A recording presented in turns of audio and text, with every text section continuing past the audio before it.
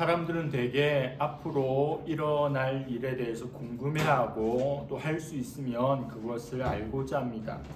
저는 일기예보를 자주 보는 편입니다. 오늘 기온은 어떤지, 비가 올지, 온다면 언제, 얼마만큼 올지, 또 미세먼지 상태는 어떨지 그것에 관심이 꽤 많은 편이어서 자주 확인을 합니다. 그런 저에게 남들에게 없는 특별한 능력이 하나 있습니다. 저는 비가 언제 내릴지 남들보다 더 잘 압니다. 관절염이 있어서 어디가 쑤시는 것이 아니라 제가 어떻게 비가 올 때를 아는고 하니 일기예보를 그렇게 자주 점검하고 체크해서 비가 오지 않는다는 것을 확인한 후에 몇 주 만에 혹은 몇 달 만에 세차를 합니다. 그러면 반드시 3일 안에 비가 옵니다. 세차하고 나올 때 비가 오는 경우도 있습니다. 누구든지 비가 궁금하다면 제가 언제 세차를 하는지 알면 제가 세차하면 반드시 비가 오게 되어 있습니다. 또 저에게 하나의 능력이 있는데 제가 영화를 좋아하는데 어떤 영화가 흥할지 또 어떤 영화가 망할지 아는 능력이 있습니다. 많은 분들이 하는 당근 마켓을 보면 개봉을 앞두고 있는 영화표를 애매한 것을 파는 이들을 만나게 됩니다. 개봉도 안 했는데 다음 주에 개봉인데 벌써 애매를 해서 저렴하게 2,000원, 3,000원에 그 표를 파는 이들을 만납니다. 엄청난 흥행을 하였던 서울의 봄이나 1,000만이 넘은 파묘 같은 것은 당근에 그 가격으로 나오지 않습니다. 개봉 전임에도 불구하고 어떤 영화에 대해서 시세보다 10분의 1, 5분의 1 가격으로 저렴하게 나오는 영화는 어떤 영화일까요? 안 될 영화입니다. 그들이 어떻게 그것을 알고 저렴하게 내어놓는지 모르겠습니다. 리볼버, 행복의 나라, 빅토리 등이 그와 같은 영화입니다. 몇 주 전에 개봉했고 지난주에 개봉했는데 당근에서 그 흐름을 보면 이런 영화들은 2,000원, 3,000원짜리 영화예요. 어떤 사람은 1,500원에 또 1,000원에 팔기도 합니다. 보면 시간이 아까운 영화인 겁니다. 관객 수가 100만을 넘길 가능성이 없어 보입니다. 여러분 무언가를 예상하고 또 남들보다 빨리 알아서 살아간다면 그것은 사소한 즐거움입니다. 프라하의 봄을 소재로 삼은 밀란 쿤트라의 소설 참을 수 없는 존재의 가벼움에 보면 체코의 일부 공산주의자들이 그들의 땅을 소련이 침공하는 것을 보고 환영하고 그들을 반깁니다. 하지만 소련은 그들이 기대하고 예상했던 것과는 달리 해방군이 아니라 점령군인 것으로 드러났습니다. 소련이 자신의 나라 체코에 들어오므로 이제는 해방될 거라 생각하였는데 소련은 그들을 점령하기 위해서 온 겁니다. 예상을 빗나가 버렸죠. 이 일이 예상 밖의 일이라 그것을 환영하고 많은 사람들에게 환영의 소식을 전해 주었던 지식인들이 자기도 몰랐다고, 그럴 줄 몰랐다고 방어를 하는데 열을 올립니다. 세상의 모든 일들이 우리 생각대로, 우리 뜻대로, 내 예상대로 흘러가면 좋겠지만 그렇지 않은 것이 인생사이고 세상사입니다. 성경은 어떻습니까? 그리고 오늘 본문은 어떻습니까? 모든 것은 예상 밖입니다. 예상, 우리가 생각했던 것을 넘어서 그 너머에서 시작되고 진행되고 마무리되는 것이 성경의 스토리입니다. 기독교가 우리에게 처음 들어왔을 때 그 이름이 서학이었습니다. 최재우라는 사람이 이 서학이 기독교가 인문 중심, 인문 정신, 사람 중심에 반한다는 사실을 직감합니다. 그래서 동학이라는 것을 창시합니다. 동학은 종교의 일종인데 서학과는 그 성격을 달리합니다. 서학, 즉 기독교는 인간 외부에서 인간을 구원할 초월적인 힘, 존재가 등장하는 초월 종교라면 동학은 인간 밖이 아니라 우리 인간 안에서 그 에너지 힘을 찾습니다. 내부에서 신성, 신을 찾는 내재 종교가 바로 동학입니다. 결국 그들이 말하는 것은 신은 우리 외부, 우리 바깥에 있는 것이 아니라 우리 속에 있는 것인데 그 하느님을 발견해야 된다는 겁니다. 서학과 기독교와 맞서겠다고 하는 것이 바로 동학의 핵심 정신입니다. 이런 맥락에서 서양의 철학자 스피노자가 떠오릅니다. 그도 같은 입장이었습니다. 기독교의 초월적인 신, 하나님을 거부합니다. 대신에 신은 곧 자연이다라는 주장을 합니다. 하나님께서 만드신 이 삼라만상, 온 천지를 바라보면서 피조물이 아니라 이 자연계가 바로 신이라고 하는 겁니다. 피조물이라고 하는 것은 열등한 존재죠. 창조주에 의해서 만들어진, 창조주를 높이고 그의 지배를 받는 존재인데 그 자연을 신의 위치에 올려놓아서 신적인 창조력을 가진 존재로 여기는 겁니다. 이제 자연 속의 모든 것들은 신을 경배하고 신을 따르는 것이 아니라 그 자신이 신이 되는 겁니다. 자신을 경배하고 긍정해야 한다고 주장했던 학자가 스피노자입니다. 동학을 만들었던 최저우도 또 스피노자도 하나님을 거부하고 우리 내면에서 그리고 하나님께서 만드신 자연이 곧 신이라고 하면서 하나님을 몰아넣었습니다. 그러나 그들의 주장, 그들 추종하는 이들의 바람과 생각과는 우리 하나님은 다릅니다. 하나님은 우리 인간을 구원하시기 위해 인간 세계에 침투하십니다. 개입하십니다. 우리 인간 안에 그리고 이 피조 세계 안에는 구원의 씨앗이 없기 때문에 천년이 1000만 번 지나도 구원이 이루어질 수 없는 겁니다. 모든 것을 아시는 하나님께서 하나밖에 없는 자신의 독생자 예수 그리스도를 이 땅에 보내어 주십니다. 그게 복음이죠. 나에게는 구원이 없고 어떤 인간에게도 구원이 없고 이 온 세계에도 구원이 없는데 그냥 내버려 뒀다면 절망밖에 없고 멸망밖에 없을 것인데 하나님께서 뒷짐지고 가만히 있지 않고 적극적으로 개입하시고 아들 예수 그리스도를 보내어 주신 겁니다. 하나님 말씀을 떠나고 하나님을 떠나 심판받아야 할 영원한 죽음에 이르게 된 인간에게 임한 하나님의 은혜입니다. 그것이 세상 사람들의 예상, 생각 바뀐 거죠. 인생의 주인이신 예수 그리스도, 창조주이신 예수 그리스도, 주인이신 그분이 우리 대신 죽기 위해 종으로 오셨다는 아이러니를 우리에게 보여주십니다. 지난주도 살펴보았는데 오늘 1절 말씀, 하나님의 아들 예수 그리스도의 복음의 시작이라. 하나님이 계시고 그 하나님께는 아들 예수 그리스도가 있는데 그분이 바로 복음이고 마가는 그 시작부터 기록하고 있는 겁니다.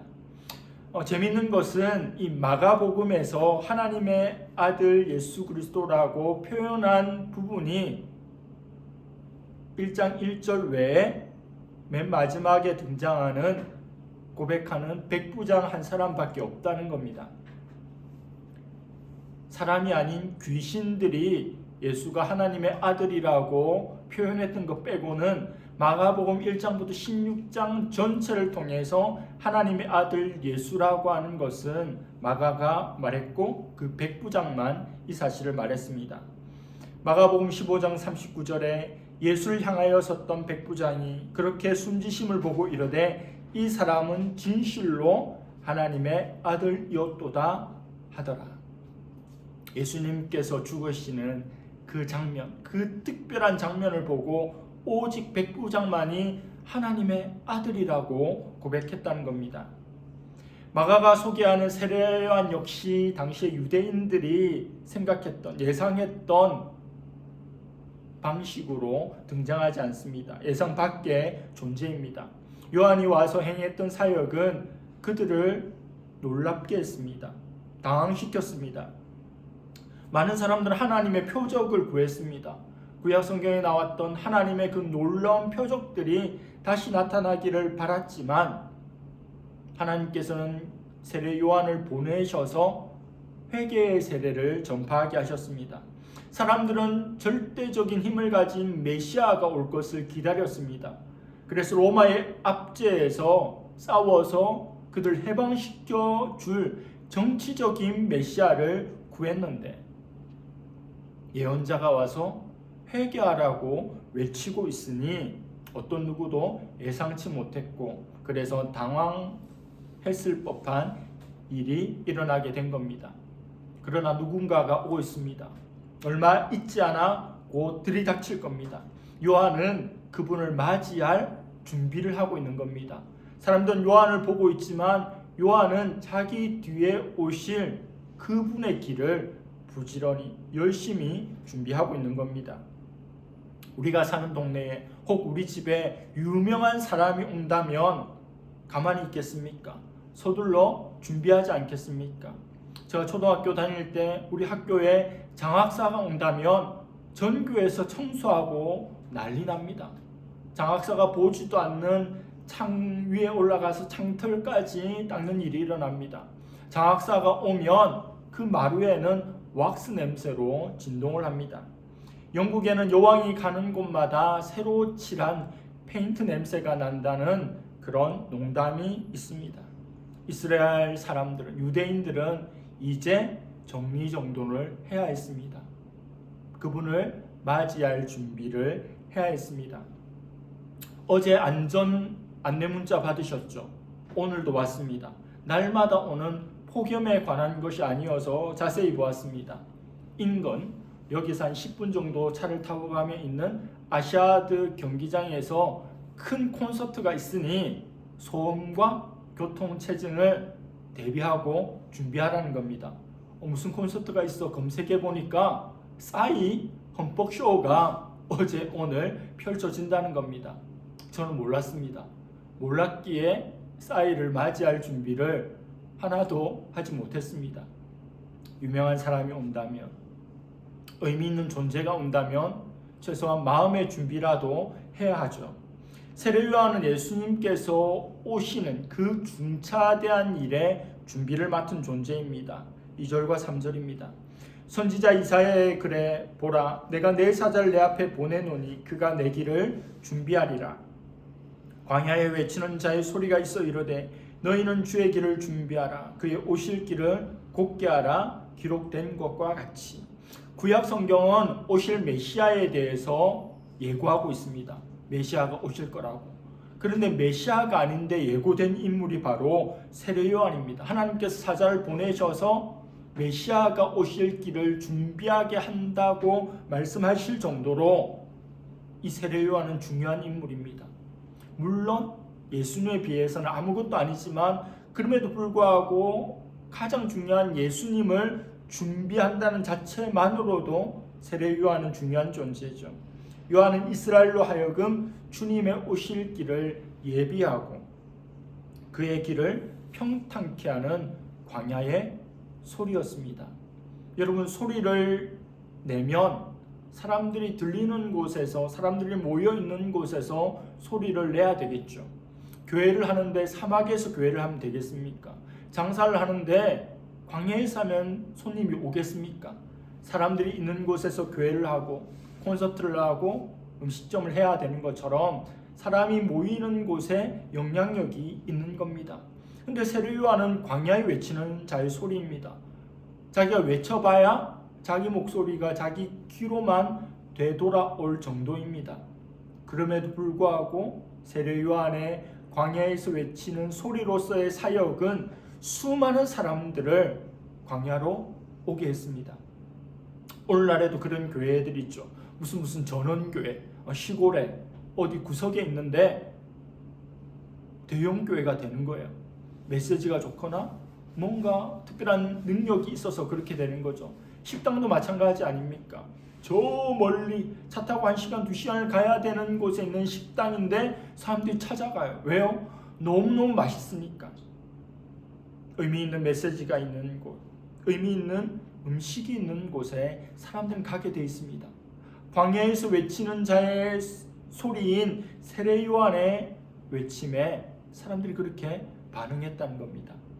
주님 오실 길을 잘 준비한 거죠. 세례 요한이 무엇을 외쳤습니까? 회개의 세례를 외쳤습니다. 이제 예수님 오신다. 이제 복받자. 이제 부자 되자. 이제 건강해지자. 이제 행복해지자. 그런 메시지가 사람들의 귀를 즐겁게 하고 몰려들게 할 것 같은데 오히려 때리는 메시지를 합니다. 독사의 자식들아, 회개하라. 삶을 새롭게 하라. 그럼에도 불구하고 사람들이 반응하게 된 거죠. 성령의 시대입니다. 올바른 말을 해도 사람들이 거부하고 좋은 말을 해도 거부하는데 회개할 것을 이야기하고 돌이킬 것을 이야기하는 대로 사람들이 몰려온다는 것은 대단한 일이죠. 오늘날 교회에서 치는 설교, 회개에 대한 설교, 죄에 대한 설교를 하면 사람들이 듣기 싫어서 잘 안 온다고 하잖아요. 긍정의 힘 같은 조엘 오스텐 같은 목사가 사역하는 교회는 사람들이 미어 터진다는 거예요. 성공하고 행복하고 부자 되고. 근데 2000년 전 세례요한은 오직 회개의 세례 메시지를 펼쳤고 수많은 사람들이 마음의 찔림을 받아 광야까지 와서 회개하고 세례받는 것에 주저하지 않았습니다. 요한의 모습이 어땠습니까? 낙타 털옷을 입고 있었습니다. 허리에 가죽띠를 띠고 메뚜기와 석청, 야생굴을 먹었습니다. 당시에 팔레스타인에서 가장 가난한 사람들의 외모를 그대로 반영하고 있습니다. 한 벌뿐인 옷을 입고 있고 또 웬만큼 있는 이들은 띠로 화려하게 꾸며서 자기를 나타내는데 그냥 세례요한은 두르는 것에만 사용할 수 있는 그런 띠를, 그리고 서민의 음식 메뚜기를, 석청을 먹었다는 겁니다. 세례요한의 이런 모습은 어떤 이미지입니까? 어떻게 여겨집니까? 그는 할 수 있는 대로 그 자신의 삶을 심플하게 만들었습니다. 왜요? 자기의 소명, 자기의 사역을 감당하는 것에 집중하기 위해서 나머지 것은 할 수 있는 대로 단순한 삶을 선택했습니다. 저는 교육자로 특별한 경험을 많이 하였는데 다른 사람의 집을, 그 가정을 방문해 보는 일을 많이 해보았습니다. 가정에서 신방을 많이들 받기 때문에 가정에서 신방했습니다. 문을 여는 것은 집주인이지만 신방을 마치고 문 열고 나오는 것은 저의 역할이니까 제가 웬만한 집문은 다 열고 나올 수가 있습니다. 생각해보면 한 1000개 가정 이상은 방문해 본 것 같습니다. 여러분 집들을 방문하면 그 집안의 분위기도 있고 또 특별한 점들도 눈여겨보게 됩니다.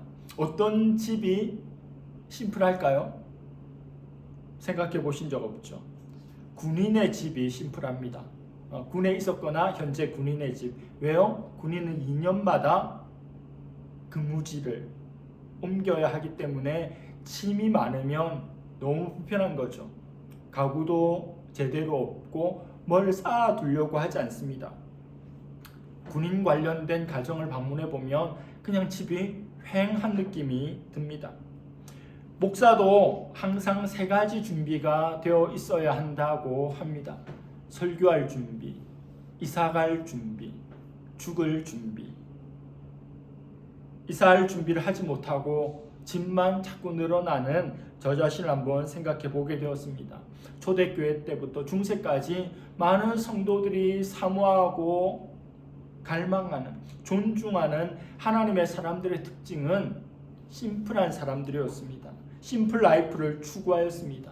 아름다운 빈손 한경직 목사님이 바로 그런 분이셨죠. 요한은 왜 이렇게 단순한 삶을 살았을까요? 요한은 왜 이렇게 심플 라이프를 추구했을까요?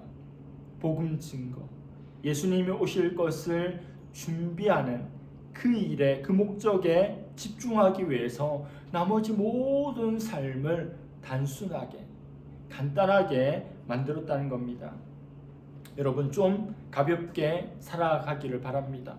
목적을 이루기 위해서, 목적에 집중하기 위해서 비본질적인 것들은 좀 가볍게 하는 인생이 되기를 축복합니다.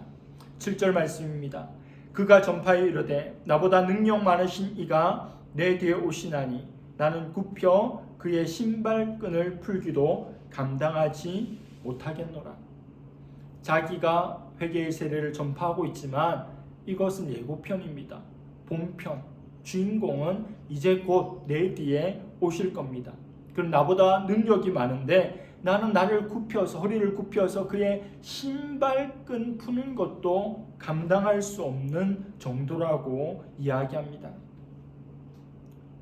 요한이 예수님의 신발끈도 풀 수 없을 정도라고 하는 것은 마가복음에만 기록되어 있습니다.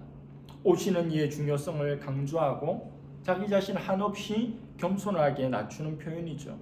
히브리 노예들도 자기 주인을 위해서 이 정도 비천한 일은 요구받지 않았다고 합니다. 히브리 노예들이 주인을 위해서 하는 일도 이것보다는 훨씬 더 나은 일이었다는 거죠.